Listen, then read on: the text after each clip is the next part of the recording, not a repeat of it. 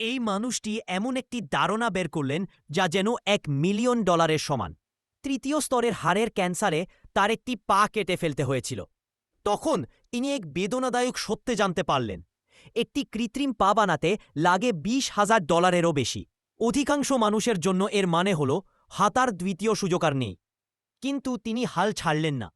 নিজেকে একটি সহজ প্রশ্ন করলেন, আমি কি নিজেই একটা পা বানাতে পারি? তিনি তার কাঠের কাজের দক্ষতা ব্যবহার করলেন। একটি শক্ত কাঠের টুকরোকে ধৈর্য আর নিখুঁতভাবে খোদাই করে বানালেন পা। প্রতিটি কোণ মসৃণ করলেন, আকার ঠিক করলেন, এরপর মনোযোগ দিলেন কাঠের পায়ের পাতায়। এটি বানানো ছিল অনেক বেশি কঠিন। শরীরের ভারসাম্য ধরে রাখতে সঠিক মাপ আর কোণ ঠিক করা জরুরি ছিল। তিনি প্রতিটি অংশ ঘষে ঘষে মসৃণ করলেন, প্রান্তগুলো গোল করলেন, কারণ সামান্য ভুলও হাতার ভঙ্গিকে বিগড়ে দিতে পারত। শেষমেশ আরাম ও নমনীয়তার জন্য যোগ করলেন একটি সাইকেলের শক অ্যাবজর্বার। এটি আঘাত শুষে নিতে এবং প্রাকৃতিক পায়ের মতো নড়াচড়া তৈরি